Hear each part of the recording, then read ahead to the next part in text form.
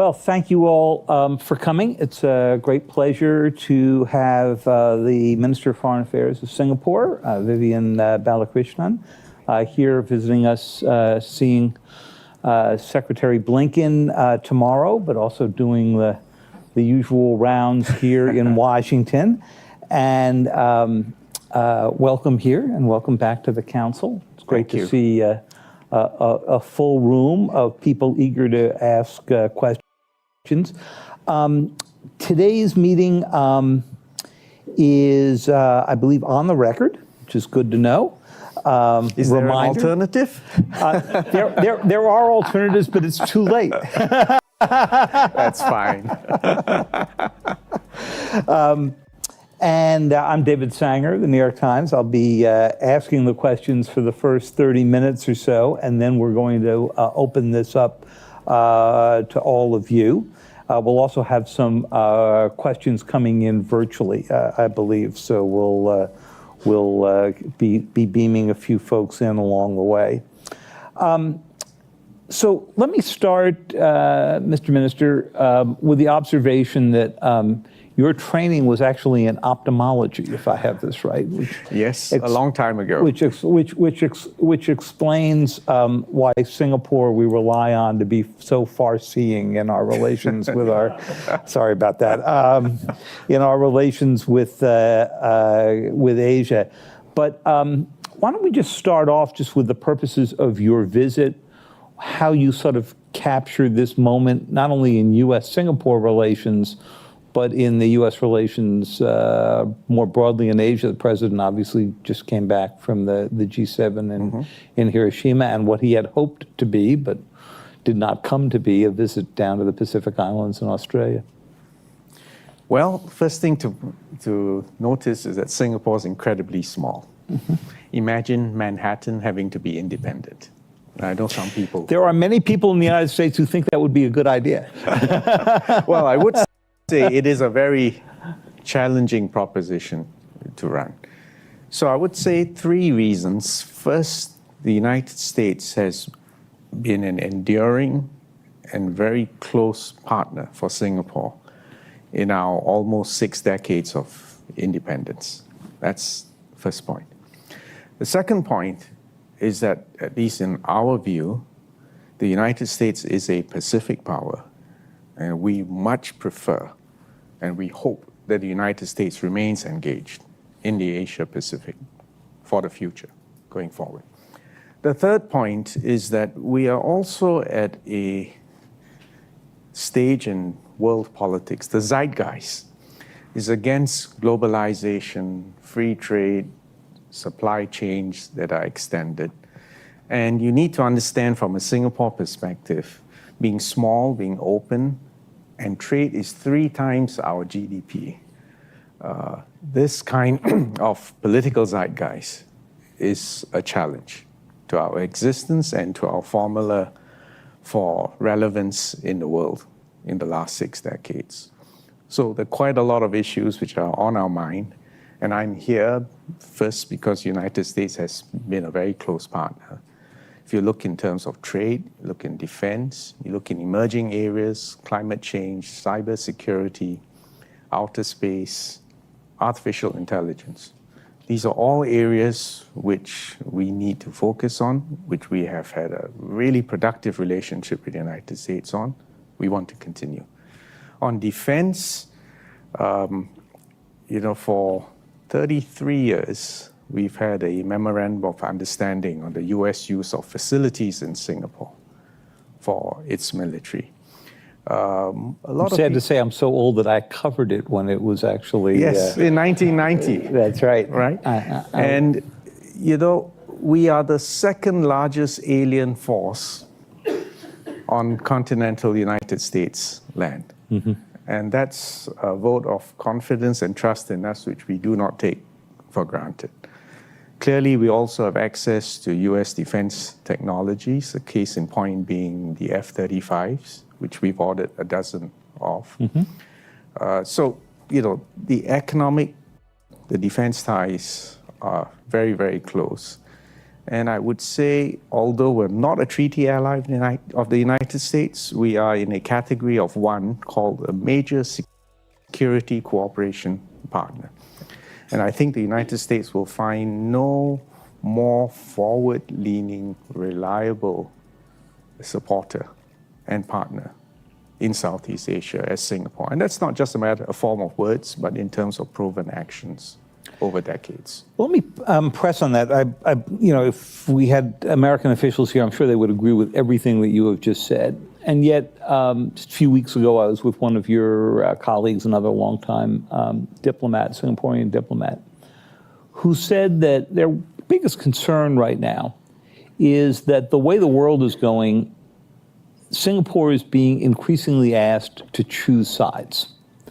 And the warning that they gave was, don't make us choose sides between China and the United States. Now, if you ask US officials, they would say, yeah, we're not asking you to choose sides. We're perfectly happy to have Singapore and China to be huge trade relationships, including in high technology, except in the area of defense, of national security, where there's no choice but to choose sides.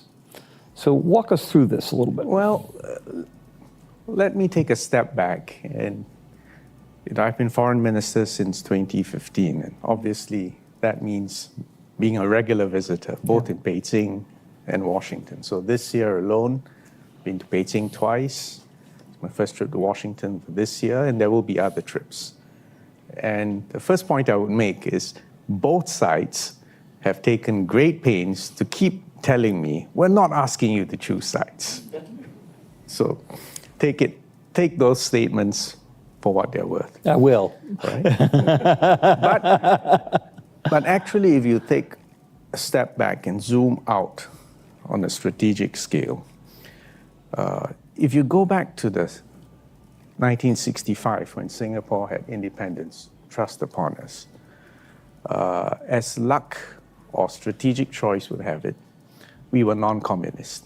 And this is the time, Korean War, Vietnam War, the communist insurgency in Southeast Asia.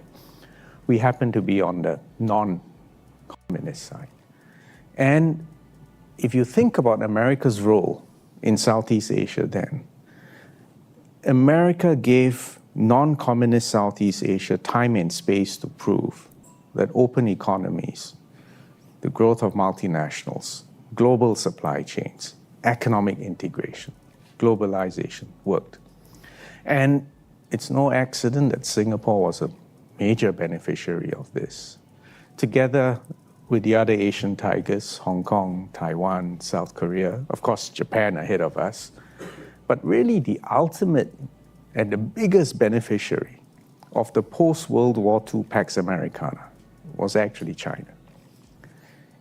In the last 40 years of reform and opening up, China was able to uplift hundreds of millions of people out of poverty, competing and operating basically in a multilateral rules-based system, which to a large extent had been envisioned, underwritten by America. So that's, you go back to the 60s. By the time the Berlin Wall came down and the fracture of the Soviet Union, I think there was a brief interlude of unipolarity. But actually, if you zoom out in terms of decades and centuries, the world has always been multipolar. What has made the United States role unique was that in the last 2.5 centuries of the Industrial Revolution, it was really the United States that was the ultimate beneficiary, the ultimate heir of the Industrial Revolution.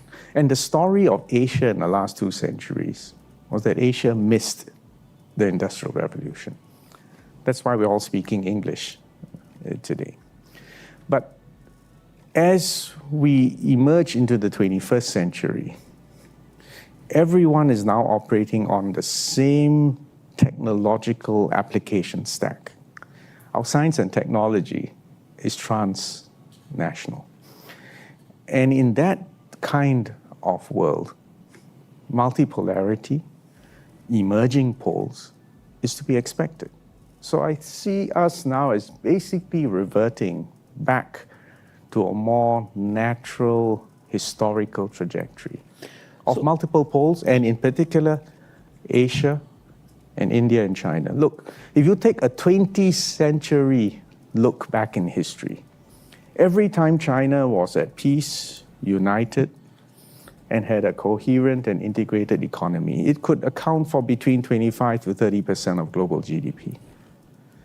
But when it missed the Industrial Revolution, and particularly after the end of the Second World War, China's share of global GDP shrank to as small as 4 to 5%. Today, it's back up in the high teens, but in a sense, that's just a reversion to the norm. Anyway, the reason for putting this extended strategic and historical perspective is that we should not be trapped by binary, forced choices, one or the other. Instead, we should understand what's going on with the means of production, and we are in fact at another pivotal point in the industrial or the digital revolution. We are watching the emergence of actually a more naturally multilateral world, and everyone's trying to feel their way, to compete, cooperate without confrontation. So let's pick up on that a little bit, and I agree with your basic argument that we are returning to a norm, Yes. or as a Chinese official put it to me so wonderfully during my last visit there, which was sadly before COVID times. So we had a crummy 400 or 500 years, but we're back, okay? And again, as a big piece of the world economy, as you have suggested. But they're back in a very different way. They're back in a way where Xi Jinping has made it clear that there is an alternative way to organizing the world than the one that the United States and its closest allies have envisioned. That post-1945 order that, as you said, the U.S. benefited from, is in China's mind designed to benefit the United States and its closest allies economically and militarily, and that they're out to go try to create an alternative. And what's been interesting since the Ukraine war happened is that process has sped up. So you've seen Russia and China actually develop a depth of relationship that has many here quite concerned. It's exactly what Nixon and Kissinger were out to try to avoid having happen in the opening to China. So tell us a little bit about what worries you as you watch the U.S. and China in particular go do this, because Secretary Blinken, who you're seeing tomorrow, Yes. will be leaving for China, I think, tomorrow night, right after he sees you. Yes, he will. There are several, in fact, there are multiple ideas in the thesis you just put forward. Right. The first point is that if you go back to 1945, I think the American share of global GDP would have been about 40%. And America envisioned and underwrote in blood and treasure the global rules-based multi-system as we know it since then. And at that point in time, it was worthwhile for the United States to underwrite it in blood and treasure, because every additional GDP generated on the world, 40 cents would come to the United States. Well, today it's not 40%, not because America's economy has not grown in absolute terms, but it's a relative rebalancing of the global portfolio. So two sub-ideas come up there. First, it is an entirely legitimate American domestic political question for the American voter to say, hang on a minute, if I'm only getting, say, 23% of that delta, why should I underwrite it unilaterally? So that's first a domestic question.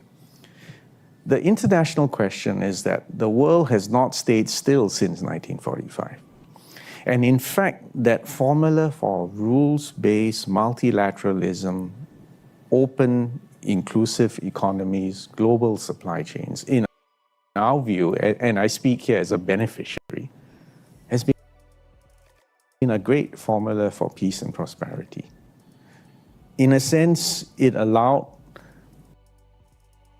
all boats to rise with a rising tide. But the question now is, are the multilateral institutions,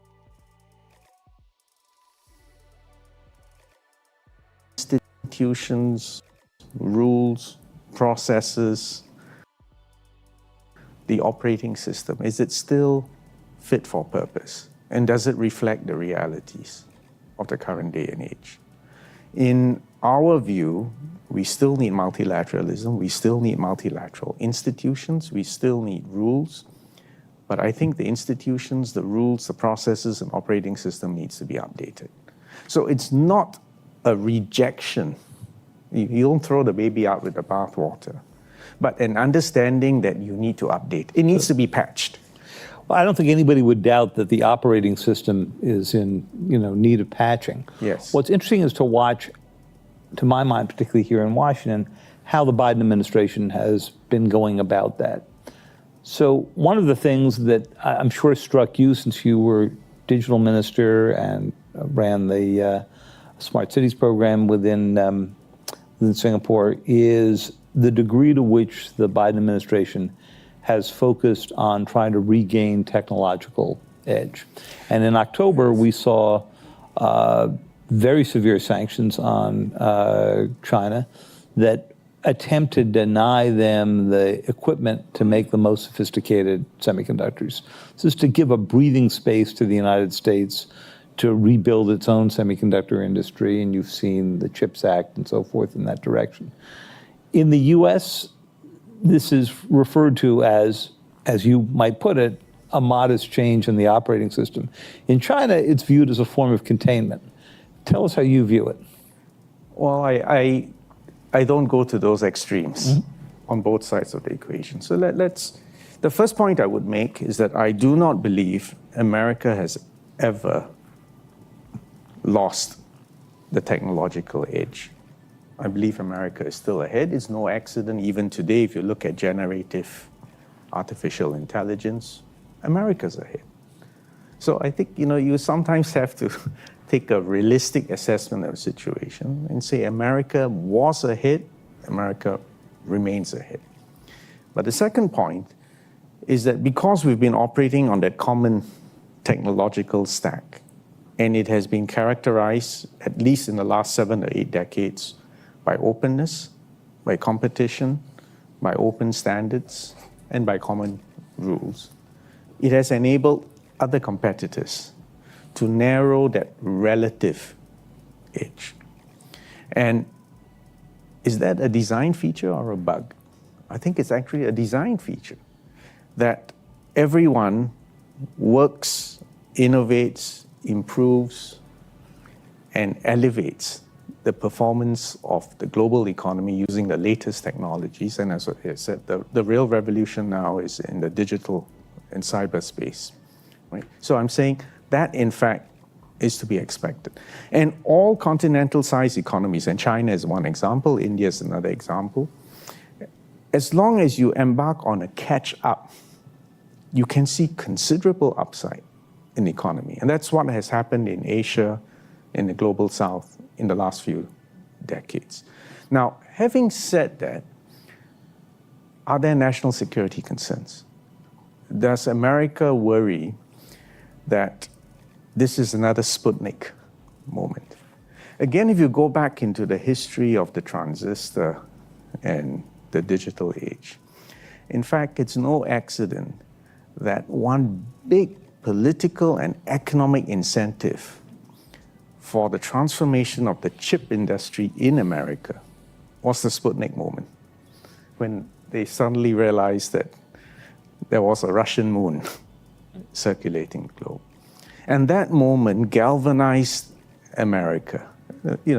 Regardless of your views on industrial policy, the fact is government, the private sector, the research and academic sector all focused their minds, and the chip industry as we know it took off. And this is going back to the late 50s, mid-60s, right? Well, it started as the space revival, but the space revival drove the semiconductor revival. Yes, it did. That's a big part of the early impetus. But even if you go back to the 60s and 70s, and if you ask the companies then, the Texas Instruments, I think Fairchild Semiconductors, That's right. It didn't take very long for the majority of their contracts to be civilian rather than military. And that led to the other transformation of the global economy, and we are watching the results of that transformation back then. So fast forward to today, if you have a new foundational technology, does it have military significance, national security? The answer is yes. Would the focus or the anxieties in the name of national security in fact spur the development of the ecosystem, including questions of resilience, questions of some element of self-sufficiency, although that's not possible to attain in the complete sense of the word? And I would say that's to be expected. But having said that, do you think we're going to stop there and that the real stimulus, the real imperative for development, say in artificial intelligence, is going to be confined to military use? I don't believe so. I believe the civilian and international dimensions, the demand for these foundational technologies, that's going to far exceed the national security dimension. So fast forward to today, what is the public policy question? The public policy question is, how do you take care of national security without completely gumming up the whole academic, technological, and economic system that works for the world as a whole? And if we can avoid those extremes, So I think we'll see another flowering, another big, rich harvest available for all of us. So do you believe that the U.S. so far, and the Biden administration in particular, has managed to avoid that? Or are the kind of export bans I referred to only accelerating this sense, both in the United States and in China, that each one is trying to starve the other? Let me put it to you this way. I understand the anxieties on both sides. And the ironic thing is that sometimes each side's anxiety about being less vulnerable creates a self-fulfilling prophecy where you try to be self-sufficient, you try to create parallel or even rival systems. But I would say, as an outsider to this bilateral competition, I think bifurcation will not work. And in fact, I'm just reminded of what the Treasury Secretary Janet Yellen said, I think 2 days ago. She said, I'm quoting her, I think she said, we have gained and China has gained from a system of trade and investments that is as open as possible, and that any attempt to decouple would be disastrous, unquote. I think her statement has great resonance in Southeast Asia. And in fact, to be fair, if you pass the comments of all global leaders in the last few months, everyone has retreated from the word decoupling. Yep. Of course, they talk about now I suppose the new buzzword is de-risking. Yeah. And let me give you my take on it. Right. I think the experience of COVID-19 illustrated the importance of supply chain resilience, right? And that there is a premium to be paid for resilience, which means you will have to pay a little bit more. But I would also say the question of resilient supply chains applies across the value chain to both suppliers and purchasers.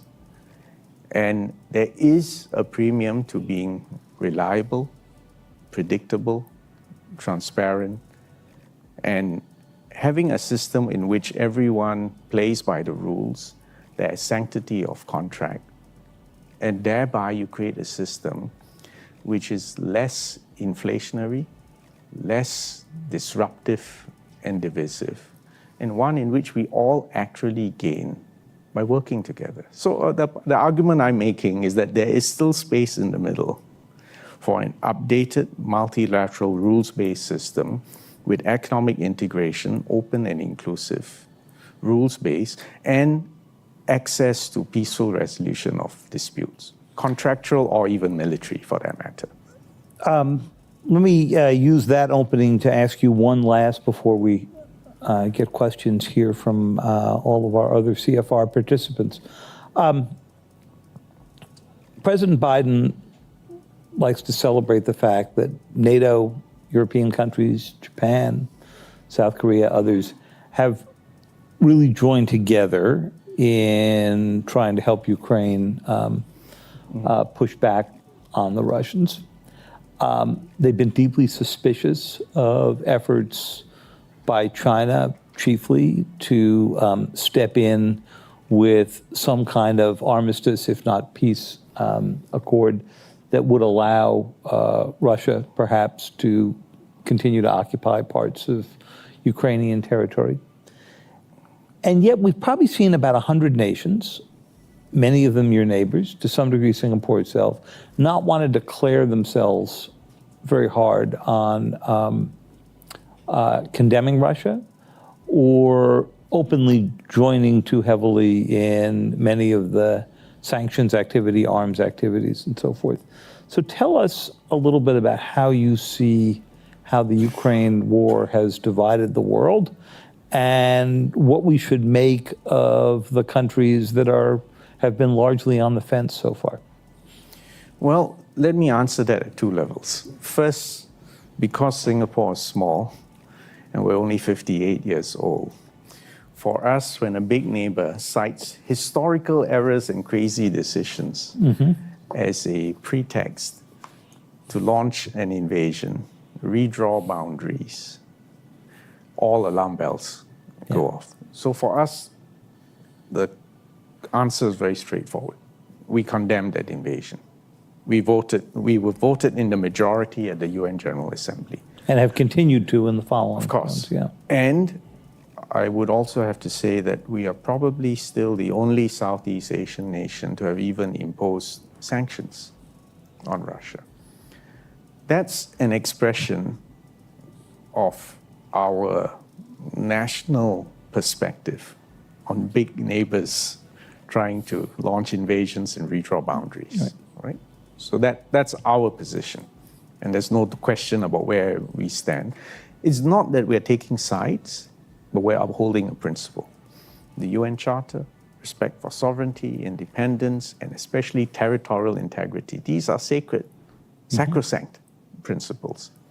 And any breach of that by anyone, we will oppose. We will condemn, and to the limited extent possible, we will take appropriate actions. But actually, let me again try to zoom out. And now let me take an Asian perspective. When we look at Europe, 2 world wars, the Cold War, and it almost seems to me that the strategic question in Europe has been for decades, where is that line? The Iron Curtain, the Berlin Wall, the boundaries of NATO. Is Russia part of Europe? Where is that line? And at one level, you could say even the fight over Ukraine is still another worked example of that question. Where is that line? Now, shift your attention to Southeast Asia and both our historical experience as well as our strategic options. Having previously been an arena for the Cold War, we don't want lines drawn in Southeast Asia. We don't want to have to answer the question, where is that line and who is taking, which side of that line you are. Our organizing principle in Southeast Asia is to have an open, inclusive, strategic architecture, to be friends with both the United States, which is a Pacific power, which is still the largest source of foreign investment into Southeast Asia. I often remind people, America has more invested in Southeast Asia than it has cumulatively invested in India, China, Korea, and Japan combined. Most people don't appreciate that, don't even realize that. In the case of Singapore, if you look at American investments into Singapore, America has invested more in Singapore than it has invested in China, Japan, and Korea combined. So, do we want America to continue? We do. Having said that, if you ask most of my neighbors, who is your largest trading partner? The answer will be China. If you ask me, who is my largest trading partner for goods? It's China. But if you ask me, who is your largest trading partner for services?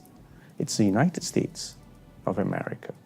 So, what we want is overlapping circles of friends. We want to give both the United States and China and Europe and other emerging poles real stakes in the peace, prosperity, and development of Southeast Asia. And by giving everyone an incentive to create peace and development in Southeast Asia, we also hope that a stable balance of power will emerge.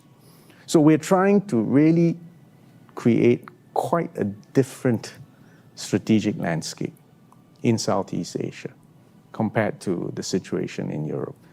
So when I look at the different reactions, well, actually in Southeast Asia, I think 8 out of 10 voted in favor of the resolution. If you look in the global south, particularly in Africa, you get more mixed views. But again, from my interactions there, the word which tends to float up quite often in those circles is hypocrisy. Because they say, well, you know, the world didn't begin and end in Europe. What about all the unresolved questions in the global south?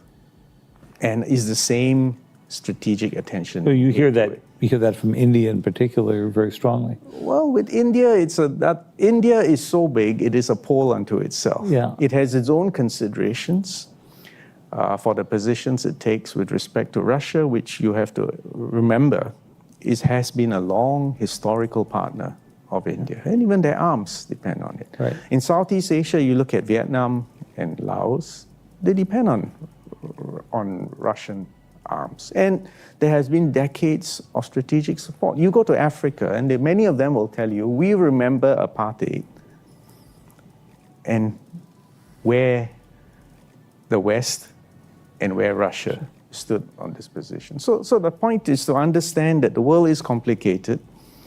There are historical memories. There are questions of philosophical consistency, and there are strategic interests.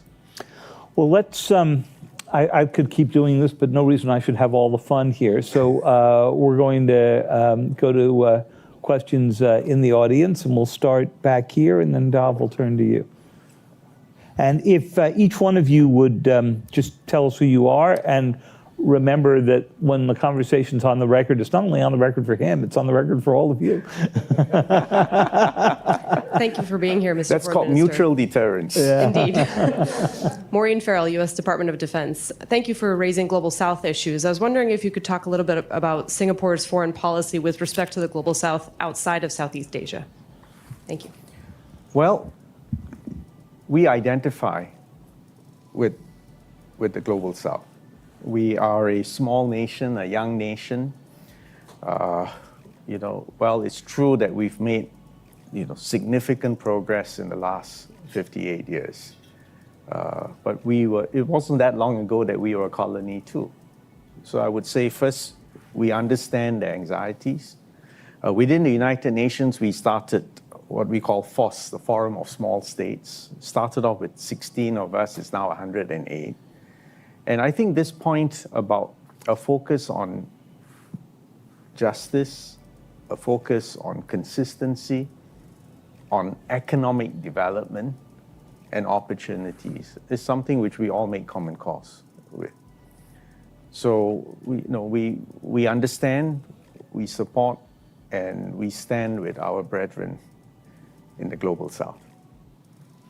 Dav. Thanks very much, Dov Zakheim, CSIS and CNA. Thank you, Minister. One word hasn't come up yet. Yes. Surprised David didn't raise it. It's called Taiwan. I was going to, Dov, but I knew I could count on you. Thanks, David. I remember years ago, during the last Taiwan Strait crisis, you Yes. folks played an important role. I know about that because I was involved in that in some ways. There's a lot of sense here in Washington that if it's not 2027, it'll be 2028, or it'll be sometime soon that China attacks Taiwan. On the Chinese side, they're clearly buzzing our aircraft, flying too close to our ships. What's your sense of, are we really that close to some kind of confrontation, or is this more hysteria, maybe on both sides? Well, the Secretary of Defense, Lloyd Austin, was in Singapore 2 weeks, just a week ago. And I hope I'm not misquoting him, but I think he said, it's not inevitable. And that's worth parsing carefully. First point, are we worried about the situation there? Oh, yes, we're worried. It's a short fuse. And if something was to really explode in Northeast Asia, it would be somewhere in that point. But again, it's not inevitable. And therefore, the question is, what more can both China, Taiwan, and the US do to head off the unthinkable? And that's worth spending time figuring out. Let me just give you a few perspectives from Singapore. First, let me just state for the record, we have our One China policy. We are opposed to Taiwanese independence, and we're also opposed to any unilateral attempts to change the status quo. Or the other way of putting it is that we hope there will be peaceful resolution of the differences. How that will happen or when that will happen, we don't know. But peace is the paramount objective. Is it possible for China, Taiwan, and the US, to maintain the peace while dealing with all the strategic ambiguities and sometimes even contradictions? I think as diplomats, we all try to hold contrarian thoughts in our minds at any one time, and not to let that dissonance spill over into aggressive or precipitate action. So we're all hoping for the best. I am really glad that Tony is going to China shortly, not because that will resolve all the differences, but because conversations and honest to goodness, looking to each other's eyes, shaking hands, explaining each other's perspectives and anxieties is essential.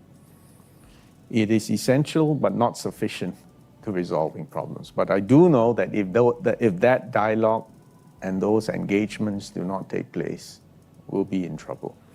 I should also say from direct upfront observations, because I've accompanied my Prime Minister over the few years, and even more recently, in his interactions with both President Biden and President Xi, I can actually state, at least from my view, for what it's worth, that both presidents are not spoiling for a fight. But both presidents have domestic political considerations and international credibility to protect. Can I jump in on the international credibility? You saw President Biden 4 times say that the U.S. would actually intercede with its own forces if there was an effort to resolve this issue with military force, something he has not done in Ukraine. He's been very careful not to do in Ukraine. How did you read those comments? Was that an effort to restore the strategic ambiguity you mentioned? Well, it's not for me to try to pass the individual comments of the President of the United States. But let me take a step back and above this, which is that it was the genius of Nixon and Henry Kissinger, Mao, and Zhou Enlai 50 years ago to create sufficient ambiguity to deter both unilateral action and military action, and also deter a flight to independence on the part of Taiwan. And that actually should go down in the annals of diplomatic history as an incredible achievement.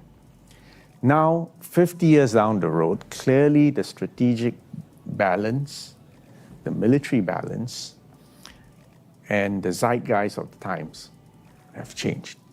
And what it really calls for is both sides again have to find the way to thread the needle so that you have enough deterrence against unilateral actions and also enough deterrence against independence. So I try not to overreact and overread, but I try to assess what are the intentions behind the statements and the actions on both sides. And what I'm saying is I think both sides still do not want to go to war, but they are also trying to keep this balance between achieving dual deterrence.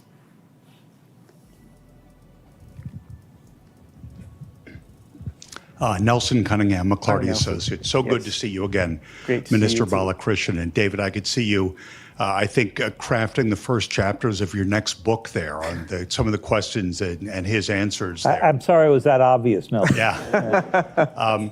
But a I'm not sure I fascinating gave him discussion. any joy. You know? Yeah. And the questions were, your questions, David, focused, as they should have, I think, on China, U.S., China. Secretary Blinken is heading to China Yes. after he meets with you. But next week, Prime Minister Modi of India is coming to Washington for a state visit. One of the very few state visits that President Biden, in a time of COVID and post-COVID, has granted. Singapore is literally in the middle of Yes. China and India and the United States. You trade with everyone, you see everyone's economic activity.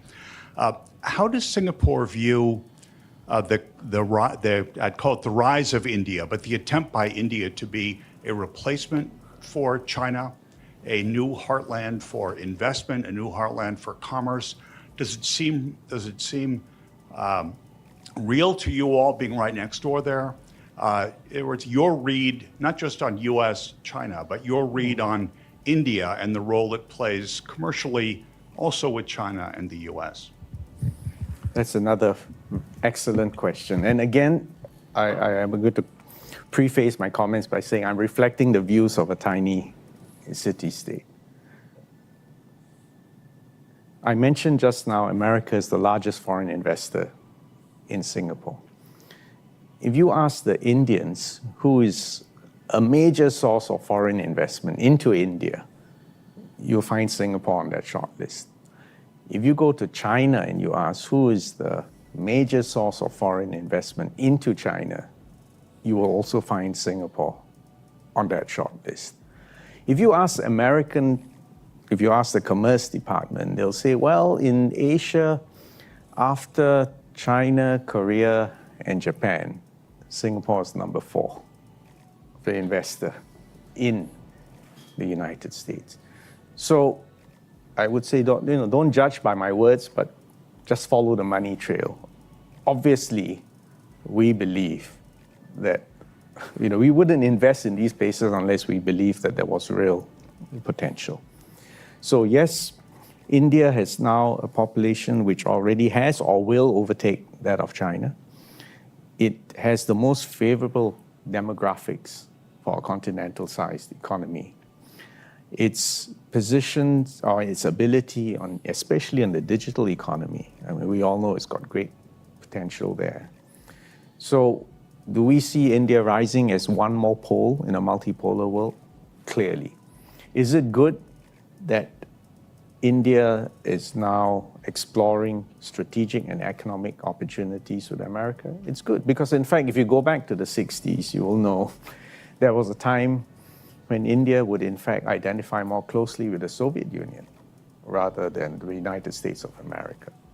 So we welcome these moves, but again, from a Singapore perspective, if there's peace and there's no war between the United States and China, and India continues to grow and extends its own economic reach and engagement across the world, we are very happy because we are exquisitely placed to benefit from such a world.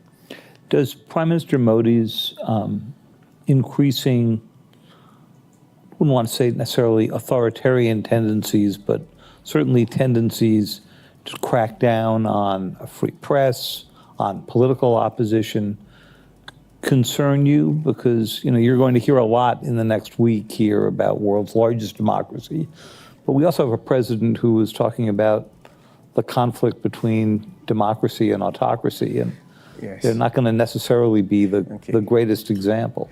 Well, here's where I have got to choose my words carefully. In Asia, we believe in diversity, and that diversity extends beyond race, language, and religion, but also in political diversity. To be honest with you, we get a bit uncomfortable when foreign policy is couched exclusively in terms of ideology, or this juxtaposition between democracy and autocracy, good versus evil. But it's a practical rather than a philosophical objection to pursuing foreign policy on that basis, because if you approach it this way, there's no room for there's no room for a landing zone, because it's one or the other, good versus evil, black versus white. We think this is a formula which in fact creates more tension and doesn't solve things. So it's better for us to be able to hold contrarian thoughts in the same mind, and for us to accept that there will be diversity, including diversity in political forms in each country. And really it is up to the people of each nation to decide what their political structures will be. I mean, there's an ongoing debate even within the United States about your political system. We've noticed, yes. We're all evolving, right? Yeah. And I think we should not rush to judgment, and we should all take a step back and understand what are the meta forces applying and find a landing zone. Right back here.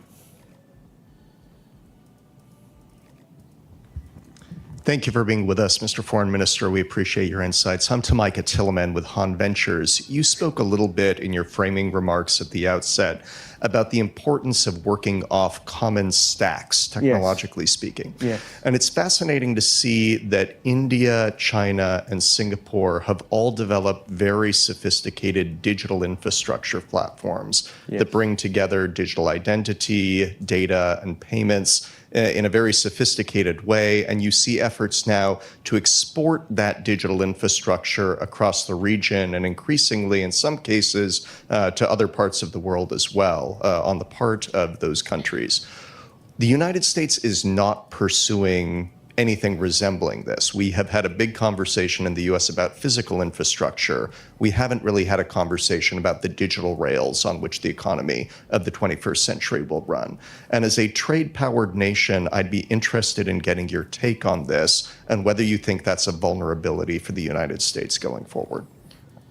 I think that's an opportunity for the United States. Let me explain why. I mean, number one, I said, I still believe America is the most technologically advanced, on the cutting edge of these technologies, and especially digital technology. But having said that, I think what we have focused on is to make sure that we have invested in the infrastructure, both the hard and the soft aspects of the infrastructure, so that we can be early adopters of these new technologies. We can achieve the efficiencies, the competitive advantages that these new technologies offer us. And so in the case of Singapore, I mean, if you visit any home, you'll find 2 fibers in every home, in every office. But of course, it's easy because we're a small country. Yes, you're right. We have rolled out digital identity. We have financial systems which are paperless, cashless, and presenceless. I can open a bank account without ever having to physically sign a piece of paper or go to a branch. But I don't believe in the export model, and because I think every country is going to develop its own identity and financial payment systems. But what is important is interoperability. So for instance, in the case of Singapore, as long as I have the phone number of any of my colleagues here, I can send money instantly with close to zero transaction costs. But we haven't stopped there. We also have interconnects now with India's UPI. So in theory, if I have the phone number of any one of the 1.4 billion people in India, I can send money or receive money from them instantly. Now, it's not just about that, but think of the economic impact of that. That every expatriate worker can send money home to daddy or mommy as cheaply and efficiently as possible.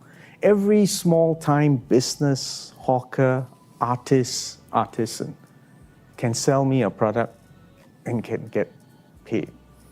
It is those downstream amplification of opportunities that we're interested in. Will America get there? I'm sure it will.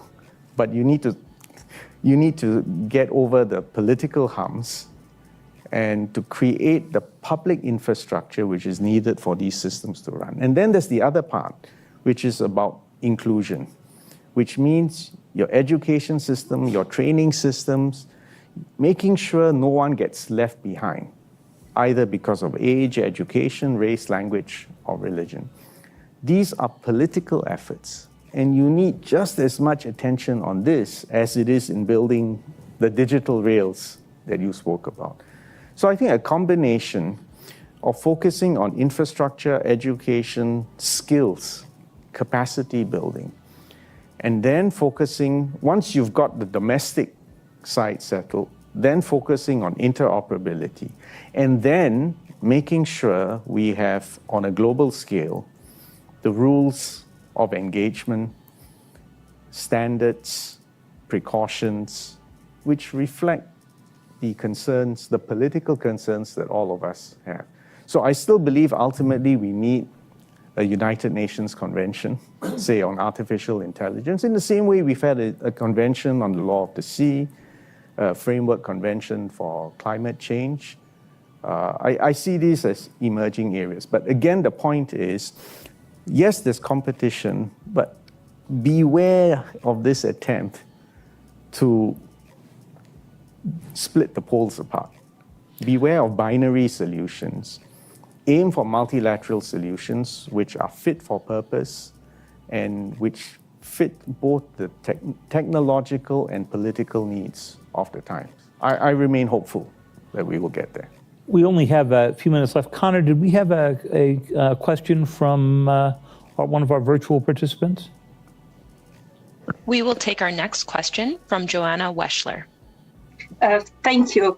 I wanted to go back to the issue of Singapore not taking sides as key to your foreign policy. And I have followed your country in the context of the UN since your 2001-2002 term on the Security Council, and was repeatedly impressed by the political positions that Singapore has taken. And the most recent example is the April debate that was chaired during the Russian presidency by Foreign Minister Sergei Lavrov on effective multilateralism through the defense of the principles of the UN Charter. And only some speakers cautiously alluded to the irony that Russia would be talking about the subject, given what it is up to in Ukraine. And Singapore, early on in its intervention, suggested finally that everyone stop avoiding the elephant in the room. Yes. And then gave one of the most relevant speeches in this debate. So I would like to ask you whether not taking sides means that you have the freedom that those taking sides perhaps don't have or are afraid to use. Because we are small and vulnerable, and yet friends with everyone, with equities across the world, we have to be very careful in what we say or do.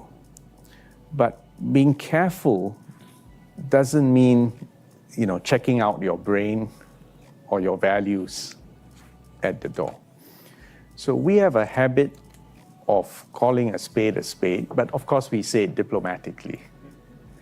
When I say we don't take sides, it's actually a philosophical approach that we avoid issues in binary terms.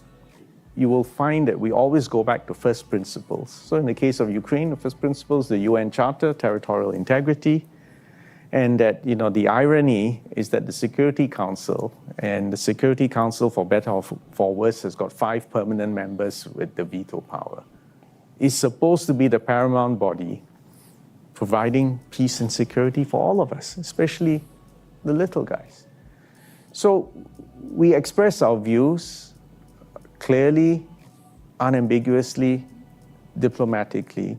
But I would also say, if you pass our diplomatic record over the past 58 years, there have been times that we've said no, and we've even voted against the United States. We do say no to China from time to time. We clearly have said no to Russia this time around. And there will be others for whom, depending on the circumstances, we will have to say no to. But we do so in a way that is not personal, that is not ideological, but based on principle. And in a sense, actually Singapore's foreign policy on most issues is almost boringly predictable. We like being boring and being predictable. In fact, we think that's a competitive advantage for us. Perhaps that's the only role that we can play.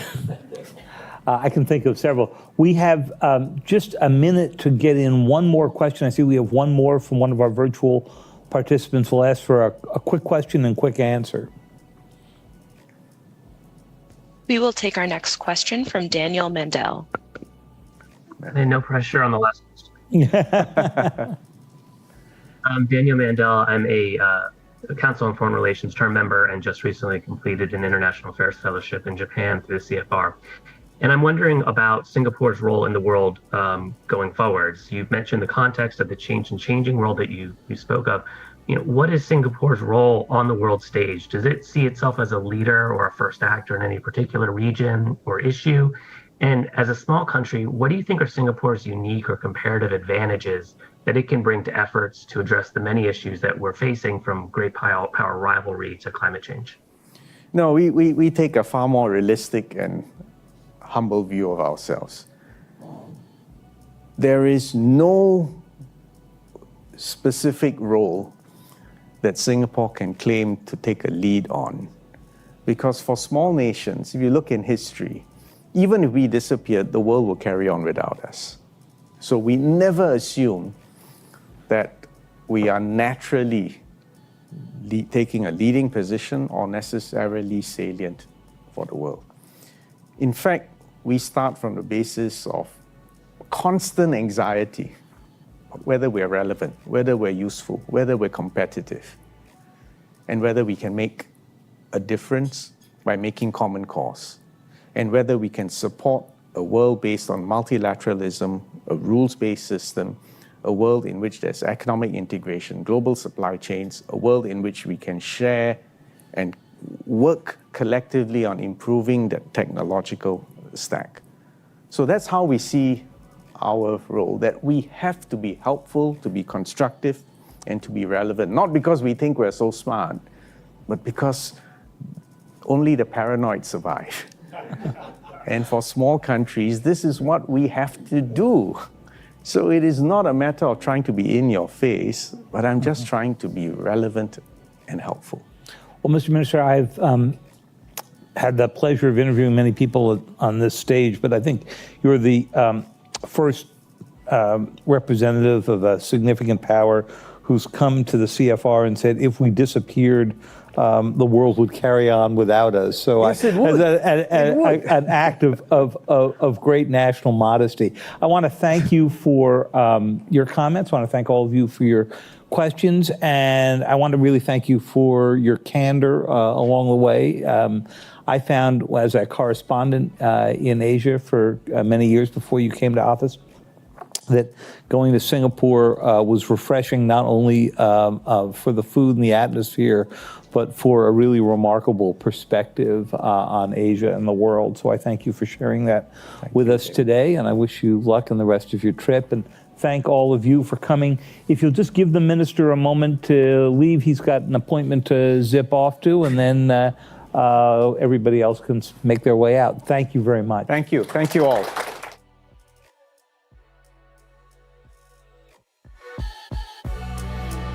Hi there, I'm Hallie, and we are coming on the air with